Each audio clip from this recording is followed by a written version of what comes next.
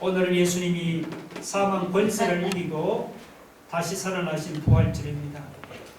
해마다 부활절이 되면은 우리가 삶은 계란을 서로 나누면서 예수님의 부활을 우리가 함께 기뻐합니다. 그러나 저는 솔직히 부활주의를 맞아서 기뻐하면서도 마음 한구석에는 걱정이 있습니다. 왜냐하면은 해마다 맞는 부활절이 하나의 연례 행사처럼 되어가는 것 같기 때문입니다. 예수님이 부활하신 것을 이렇게 1년에 한 번 행사로 기념하고 좋아하다가 부활절이 지나고 나면은 예수 부활과 관계없는 삶을 삽니까? 기독교 역사를 보면은 이렇게 예수 부활이 하나의 연례 행사로 전락해버린 그런 시대는 교회의 등불이 가물가물 꺼져가고 많은 성도들이 세상에 유혹되었어요. 하나님의 자녀로서의 생명을 상실한 어두운 시대가 이어졌습니다. 반면에 예수 부활을 외칠 뿐만 아니고 그 부활하신 주님을 날마다 고백하고 자랑하고 찬송하는 삶을 살아가고 있습니다. 그런 시대는 교회의 등불이 환하게 비쳐요. 이 땅의 어둠을 몰아내는 그런 대부흥의 역사가 일어났습니다. 그러므로 예수 부활은 날마다 살아계신 주님을 느끼고 감격하는 일은 체험적인 부활이어야지. 그저 연례 행사처럼 치르고 잊어버리는 그런 부활이 되어서는 안 됩니다. 우리 모두가 믿음을 다시 한번 새롭게 점검할 필요가 있습니다. 여러분은 그 예수 부활을 고백하는 여러분의 믿음이 부활의 주님을 고백하는 여러분의 믿음하고 일치합니까? 예수 부활과 부활의 주님이 무슨 차이가 있는지 이해가 잘 안 됩니까? 예수 부활은 역사적인 사건입니다. 반면에 부활의 주님은 현실적인 사건입니다. 예수 부활은 그 지적인 내용임에 반해서 부활의 주님은 체험적인 실존입니다. 예수 부활을 말하는 사람은 예수님이 살아났다는 역사적인 사실에 강조점을 둡니다. 반면에 부활하신 주님을 말하는 사람은 주님이 지금 여기에 살아계신다는 사실에 강조를 둡니다. 예수 부활은 예수님이 묻혔던 빈 무덤을 주목하게 하지만 부활의 주님은 주님이 지금 여기에 살아계시다는 사실에 우리를 주목하게 합니다. 물론 예수 부활이나 주님의 부활이 이렇게 서로 다른 것 같지만 사실은 동전의 양면같이 하나입니다. 그러나 우리가 잘못하면은 예수 부활만 말하는 것으로 끝날 수가 있습니다. 이런 사람은 대부분이 주지주의자가 됩니다. 예수 부활에 대해서 눈을 감고도 찾을 만큼 성경을 잘 알고 있지만 예수 부활이 그냥 역사적인 사건으로만 머물러 있습니다. 이런 사람이 신앙생활을 하는 것을 보면은 입으로는 예수 부활을 말합니다. 그런데 실제로는 예수님이 아직도 무덤에 누워있는 것처럼 생각합니다. 부활하신 예수님이 자기와 아무런 교제도 나누지를 않고 자기 삶을 다스리지도 않고 간섭하지도 않고 그저 무덤에 누워있는 시체처럼 취급하면서 입으로만 예수님이 부활했다고 말합니다. 이런 사람은 입술만 가지고 예수 부활을 말하는 형식적인 신자로 전락하기 쉽습니다. 이것은 정말 불행한 일입니다. 이것은 잘못된 것입니다. 이것은 진정한 기독교 신앙이 아닙니다. 여러분 예수님 부활을 믿습니까? 그렇다면 부활해서 살아계신 주님을 믿는 믿음이 있다는 따라와야 합니다. 부활해서 살아계신 주님을 날마다 만나는 그런 체험이 있어야 합니다. 예수 부활을 말할 때 영적으로 예수님의 영광을 보는 눈이 활짝 열려야 합니다. 그분의 음성을 듣는 귀가 열려야 합니다. 살아계신 주님의 영광을 느끼는 영적인 감각이 살아있어야 합니다. 나를 위해 십자가에 못 박히신 그 손을 우리가 영의 눈으로 보고 부활하신 주님의 음성을 듣고 그분과 사랑을 속삭이는 그런 사람이 되어야 합니다. 이렇게 부활하신 주님을 만난 사람은 전부 다 변화되었습니다. 성경을 보세요. 살아계신 주님을 만나고 변화되지 않은 사람이 있습니까? 역사를 보세요. 변화되지 않는 사람이 있습니까? 우리 교회 안에 한번 보세요. 살아계신 예수님을 만나고 변화되지 않는 사람이 있습니까? 한 사람도 없습니다. 부활하신 예수님을 만난 사람은 한 사람도 예외가 없이 다 변화되었습니다. 오늘 우리가 함께 읽은 요한복음 20장에는 세 그룹의 사람들이 등장하고 있습니다. 첫째는 읽지는 않은데 11절로 보면 막달라 마리아라는 여자입니다. 물론 이 여자 말고도 본문에는 이름이 나오지 않지만 다른 여자들도 있었을 것입니다. 두 번째는 누구죠? 10명의 제자들입니다. 10명의 제자들 외에 다른 제자들도 여러 명 그 자리에 있었을 것입니다. 마지막으로는 도마라는 제자입니다. 그런데 이 세 그룹의 사람들은 부활하신 예수님을 만난 후에 전부 다 완전히 다른 사람으로 변화됐습니다. 오늘 이 사실을 우리가 살피면서 나는 어떤가? 나는 어떤가? 나는 과연 부활의 주님을 만난 사람답게 살고 있는가? 날마다 부활의 주님을 만나서 교제하면서 사는 증거가 있습니까? 우리도 그들처럼 오늘 부활절에 부활의 주님을 만나서 변화되는 삶을 살아갈 수 있기를 주님의 이름으로 축원합니다. 아멘. 자, 먼저 이 막달라 마리아를 주목해 봅시다. 막달라 마리아는 슬픔에 빠져 있었던 여자였습니다. 누가복음 23장 27절에 보면은 예수님께서 십자가를 지고 골고다로 가실 때 가슴을 치며 슬피 우는 여자의 큰 무리가 따라갔습니다.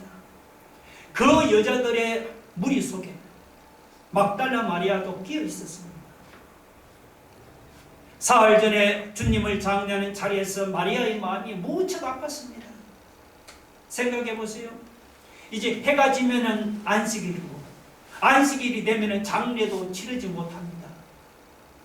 안식일이 시작되기 전 한두 시간 안에 예수님의 시신을 십자가에서 끌어내려서 그리고는 장례를 치르자니까 시간이 너무 촉박했지요.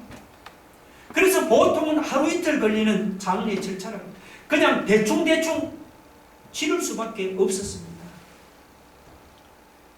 옆에서 그걸 보던 마리아의 마음이 무척 아팠습니다. 그래서 안식이 끝나는 아침에 향유를 들고 무덤으로 급히 달려갔습니다. 그런데 뜻밖에도 예수님의 시신이 보이지를 않죠. 마리아는 큰 슬픔에 빠져 울고 있었습니다. 11절을 보면 마리아는 무덤 밖에 서서 울고 있었습니다. 이처럼 마리아는 슬픔의 여자였습니다. 슬픔이 밀물처럼 마리아의 가슴에 막 밀려왔습니다. 그때 부활하신 예수님이 마리아를 찾아와서 왜 울고 있느냐고 물었습니다. 그러자 마리아는 그분이 예수님인 줄도 모르고 당신이 예수님의 시신을 옮겼으면 어디 있는지 좀 알려주세요. 내가 가서 다시 가지고 오겠나이다. 그때 예수님께서 마리아야 하면서 마리아의 이름을 불렀습니다. 그 음성은 마리아가 평소에 자주 듣던 음성이었습니다. 마리아야, 마리아야. 그 주님의 음성을 들었을 때 여러분, 마리아의 표정이 어떻게 변했을까요? 슬퍼하던 얼굴이 기쁨으로 변했을 것입니다. 눈물을 흘리던 눈에는 기쁨이 충만했을 것입니다. 부활하신 주님을 만나자마자 마리아의 슬픔이 다 그냥 날아갔습니다.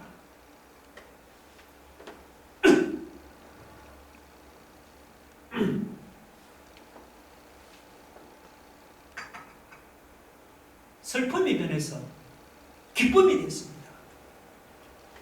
여러분 시편 30편 1절 11절 같이 읽어봅시다. 시작. 주께서 나의 슬픔이 변하여 내게 춤이 되게 하시며 나의 베옷을 벗기고 기쁨으로 띠우신다이다. 그 다음 볼까요? 이사야 61장 3절 시작. 무릇 시온에서 슬퍼하는 자에게 화관을 주어 그 죄를 대신하며 기쁨의 기름으로 그 슬픔을 대신하며 찬송의 옷으로 그 근심을 대신하시며. 마리아가 부활하신 주님을 만나자 이런 기쁨을 체험했습니다. 여러분, 살아계신 주님을 만나는 사람, 슬픔이 변해서 기쁨이 되는 은혜를 체험할 수가 있습니다. 물론 슬픔을 완전히 씻어버리고 사는 사람은 이 세상에 아무도 없습니다. 인생 그 자체가 눈물이요 슬픔입니다. 저의 가슴에도 슬픔이 있고 여러분의 가슴에도 슬픔이 있습니다. 겉으로는 우리가 웃고 있지만 속으로는 눈물이 없는 사람이 없습니다. 이것이 인생입니다. 인생의 슬픔을 떠나서는 살아갈 수가 없습니다. 우리 모두가 슬픔을 안고 살아가는 사람입니다. 그래서 마리아처럼 부활하신 주님을 날마다 만나서 그분의 음성을 들어야 합니다. 그래야 슬픔하는 이 세상을 이기고 얼굴에 웃음을 띠고 우리가 살아갈 수 있습니다. 살아계신 주님을 만나는 사람은 감당할 수 없는 슬픔도 딛고 일어나서 기뻐할 수 있습니다. 부활하신 주님이 찾아와서 마리아야 하면서 내 이름을 부르면 나도 모르게 그냥 내가 변해버립니다. 여러분 중에 사랑하는 사람을 먼저 잃어버린 슬픔을 안고 있는 사람이 있습니까? 혹은 남편을, 혹은 아내를, 혹은 자식을, 형제를, 부모를, 친구를 먼저 세상에서 떠내보내고 5년이 지나도 10년이 지나도 아픔이 가시지를 않고 눈물을 흘리는 사람이 없습니까? 그러나 여러분께서 매일 살아계신 예수님을 만나는 체험 속에서 마리아야라고 부르시는 그 주님의 음성을 듣는 신앙생활을 여러분이 하고 있습니까? 그렇다면 비록 슬프기는 하지만, 비록 눈물은 나지만 그 슬픔과 눈물을 딛고 항상 기뻐할 수 있는 사람이 될 수 있습니다. 죽음을 이기고 부활하신 주님을 날마다 만나면은 우리는 슬픔 가운데서도 기뻐할 수가 있습니다. 혹시 우리 중에 세상을 살면서 본의 아니게 경쟁 대열에서 밀려난 사람이 있습니까? 그래서 슬픔 중에 고개 숙인 아버지, 고개 숙인 남편으로 사는 사람이 있습니다. 그러나 하나님 앞에 가면 실패했느냐 성공했느냐를 가지고 따지지는 않습니다. 얼마만큼 하나님을 기쁘시게 하면서 하나님의 뜻을 따라 살려고 했느냐가 중요한 것입니다. 비록 내 인생이 내가 원하는 대로 안 풀린다고 낙심하거나 슬퍼하지 맙시다. 부활하신 주님, 살아계신 주님을 매일매일 우리가 만난다면 그 속에서 우리는 기쁨을 회복할 수 있습니다. 슬픔을 이기고 우리는 매일매일 기뻐하며 사는 사람으로 바뀔 수가 있습니다. 때로는 성경을 읽다가, 때로는 이렇게 설교를 듣다가 부활하신 주님의 음성을 듣기를 바랍니다. 때로는 여러분이 찬양을 하다가, 때로는 기도를 하다가, 때로는 예배를 드리다가 마리아야 라고 부르시는 그 주님의, 부활하신 주님의 음성을 듣기를 바랍니다. 부활하신 주님을 만나면 슬픔이 기쁨으로 변하는 이런 놀라운 은혜를 체험하게 될 줄로 믿으시기 바랍니다. 그 다음 두 번째 그룹의 사람들은 누굽니까? 10명의 제자들이죠. 가룟 유다는 자살해서 이미 저 세상 사람이 되어버렸고 도마는 외출 나가서 안 돌아왔습니다. 10명 아닙니까? 거기에 물론 다른 제자들이 좀 있기는 했지만 10명의 제자들이 중심이죠. 근데 19절을 보면은 그 제자들이 지금 두려워했어요. 방문을 그래 잠그고 지금 모여 있습니다. 제자들은 지금 두려움과 공포에 빠져 있습니다. 예수님이 한창 인기를 끌고 많은 사람들이 환호할 때는 제자들도 우쭐거렸고 굉장히 기분이 좋았습니다. 그때는 뭐 건강 것이 없었죠. 근데 그렇게 믿고 의지했던 선생님이 처참하게 죽임당하는 모습을 보았을 때 제자들은 자신감과 용기가 다 사라졌어요.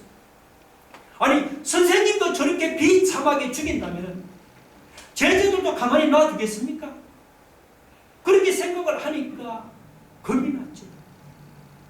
그래서 두문불출하고 방문을 걸어 잠그고 지금 앉아 있었습니다. 그때 부활하신 예수님이 제자들을 찾아왔습니다. 샬롬! 너희에게 평강이 있을지어다. 살아계신 주님이 눈앞에 서 계시고 그분이 살롬이라고 말씀하자.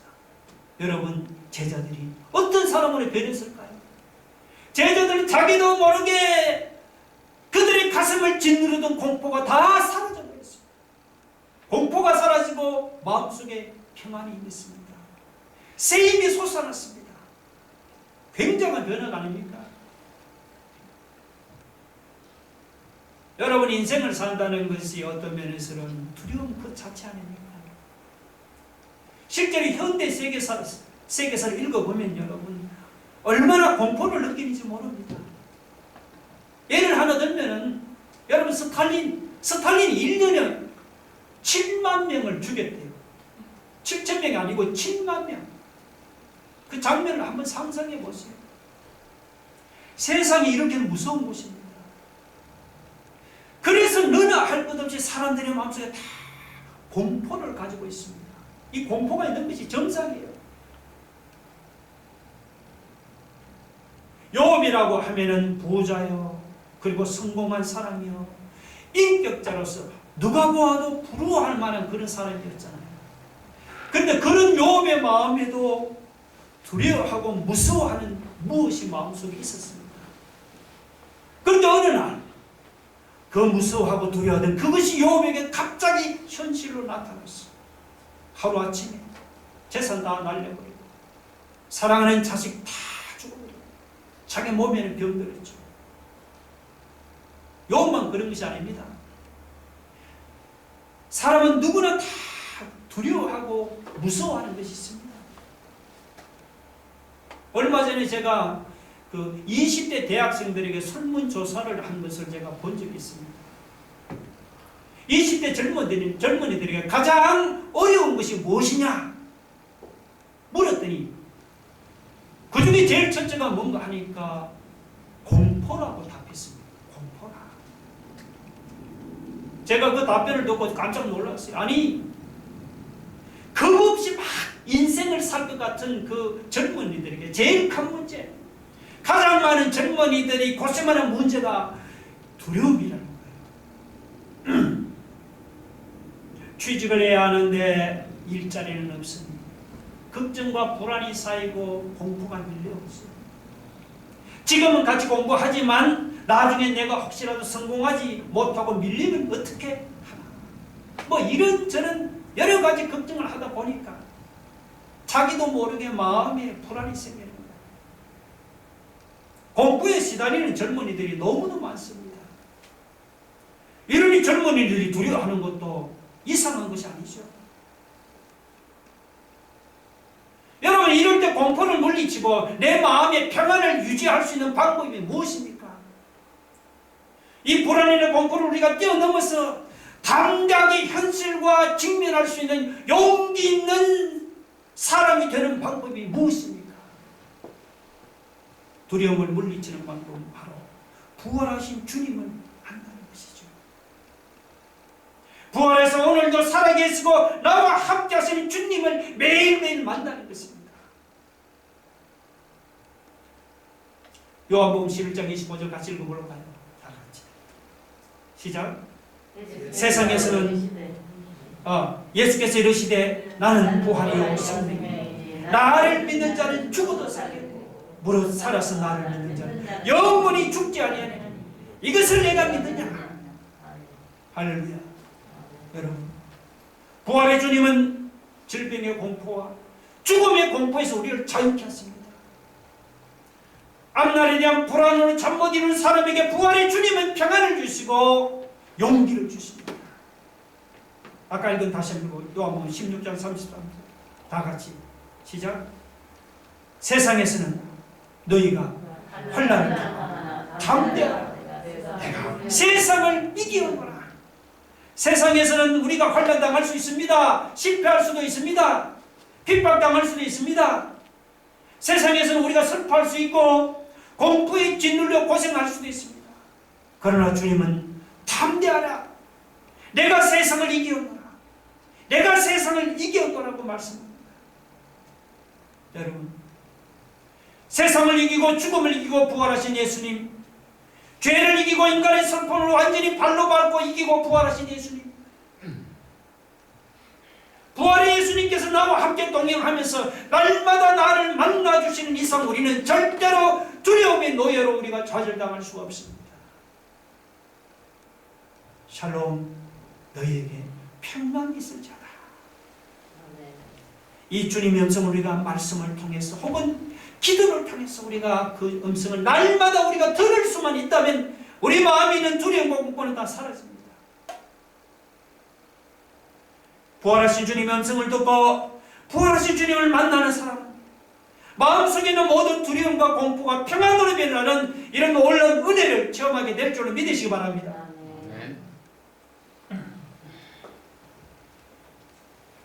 마지막으로 이 도마라는 사람이 있습니다. 이 도마는 10명의 제자들이 부활하신 예수님을 만났을 때 무슨 일인지 그 자리에 없었어요.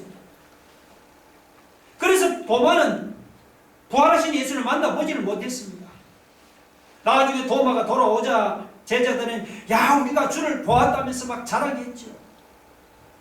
그런데 도마는 자기가 만든 나름대로의 그 잣대를 가지고 거기에 맞지 않으면 주님이 부활했다는 것은 자기를 믿을 수 없다고 막 고집을 했습니다.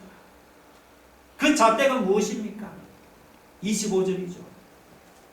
내가 그의 손에 못자국을 보면 내 손가락을 그 못자국에 넣으며 내 손을 그 옆구리에 넣어보지 않고는 믿지 아니하겠노라. 그렇게 해야만이 믿겠다는 거예요. 이게 바로 도마의 잣대에 있습니다. 도마는 회의주의자였습니다. 매사에 의심하는 사람입니다. 그런데 이런 사람 참 피곤합니다. 여러분, 합리적일수록 사람은 회의론자가 되기 쉽습니다. 왜냐하면 여러분, 세상에 있는 것들이 합리적으로 앞뒤가 맞아떨어지는 것이 별로 없기 때문이죠. 여러분 지금까지 살아보시니까 수학처럼 공식을 가지고 설명할 수 없는 것들이 세상에는 너무 많잖아요. 예수님이 부활하신 사건은 두두 그렇지 않습니까? 여러분 그 밑에 31절 한번 보세요. 자, 오직 이것을 기록하면 너희로 예수께서 하나님의 아들 그리스도임을 믿게 하려 하며 또 너희로 믿고 그 이름을 힘입어 생명을 얻게 하려 함이라 했습니다. 그러니까 사도 요한이 왜 이 말씀을 기록해 놓았습니까? 그 이유는 뭐냐 하니까 너희가 이 말씀을 읽고 예수께서 하나님의 아들 그리스도임을 믿고 그리고 그 이름을 힘입어 생명을 얻게 하기 위함이라 했습니다. 그리고 이 말씀을 읽으면 예수를 믿게 된다는 거예요. 그러니까 예수님께서 일일이 개인을 찾아가서 자기 부활하신 몸을 보여줄 필요가 없는 거예요. 예수님의 부활을 목격한 몇몇 사람들의 그 말을 듣고 믿으라는 것입니다. 그래도 믿기를 거부할 때는 구원받을 수가 없는 거예요. 그러니까 내 눈으로 도마처럼 보아야만 믿겠다는 이런 합리적인 사람은 우리가 볼 때는 아주 똑똑한 것 같지만 사실은 이렇게도 어리석은 사람입니다. 여러분은 도마처럼 의심합니까? 만사를 다 여러분 자기 잣대로 재보고 그렇고 믿으려고 합니까? 그런 사람은 절대로 믿을 수가 없습니다. 예수님께서 도마에게 분명히 말씀해 주고 27절 뭐라고 했습니까? 믿음 없는 자가 되지 말고 뭐가 되라고요? 믿는 자가 되라 했습니다. 믿음 없는 자가 되지 말고 믿는 자가 되어라. 이 말씀대로 부활하신 주님을 만난 도마는 그때부터 그는 믿음의 사람이 되었습니다. 여러분 부활의 주님을 만나기를 바랍니다. 회의적인 사람일수록 부활하신 주님을 만나야 합니다.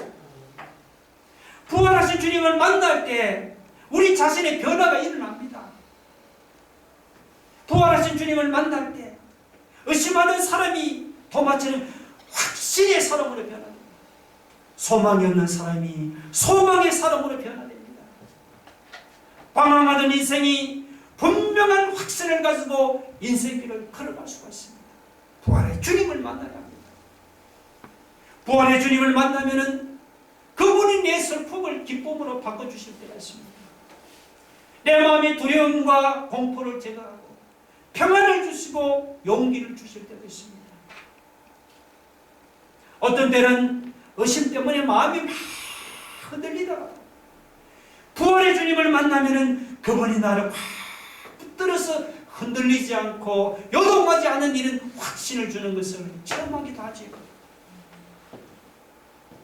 이런 은혜를 체험하면서 나도 모르게 변화됩니다. 금방 보아서는 변하는 데가 보이질 않지만 그러나 분명히 변합니다. 여러분 석회암 동굴에 가서 보면은 빗물이 한 방울 떨어져서 나중에 큰 그 종유석을 이루지 않습니까? 그거 보면 참 신기하지 않아요? 아니 빗물이 어떻게 그렇게 큰 종유석을 만들 수 있습니까?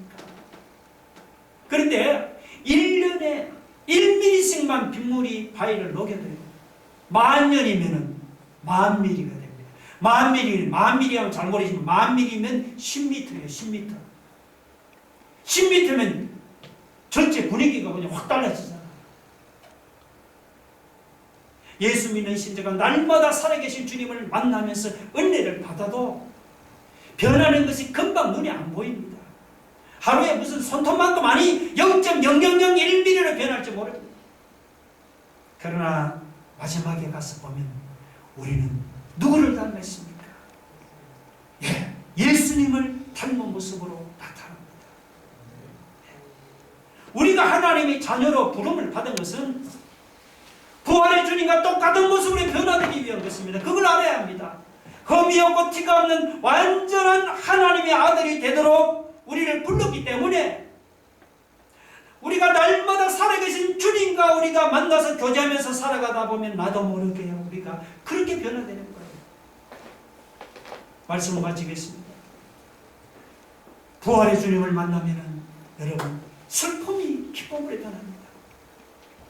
두려움과 공포가 평안으로 변하고 담대함으로 변하고 용기로 변합니다. 부활의 주님을 만나면 의심이 확신으로 변합니다. 할렐루야! 오늘 우리 부활절 여러분 이 부활의 주님을 만나서 우리가 날마다 그분과 함께 동행하는 중에 하나님이 주시는 이런 놀라운 변화의 은혜를 우리 모두 체험하게 되기를 주님의 이름으로 축원합니다. 우리 함께 다 같이 기도하겠습니다. 여러분 입술로만 예수 부활을 말하는 형식적인 신청합니다. 주여 부활하신 주님을 날마다 만나는 체험이 있게 하옵소서. 막달라 마리아가 부활의 주님을 만나니까 슬픔이 기쁨으로 변했죠. 두려워하던 제자들, 공포에 짓눌렸던 제자들이 담대함과 용기와 평안의 사람으로 변화됐습니다. 의심하던 도마가 부활의 주님을 만나고는 확신의 사람으로 변했습니다. 오늘 이 부활절 아침에 이들이 만났던 부활의 주님 우리도 만나게 하옵소서. 그래서 슬픔이 기쁨으로 변하고 두려움과 공포가 담대함과 용기로 변하고 의심이 확신으로 변해서 승리하며 살아가는 인생이 되게 하옵소서. 우리 한번 다 같이 한번 통성을 기도하겠습니다. 할렐루야. 하나님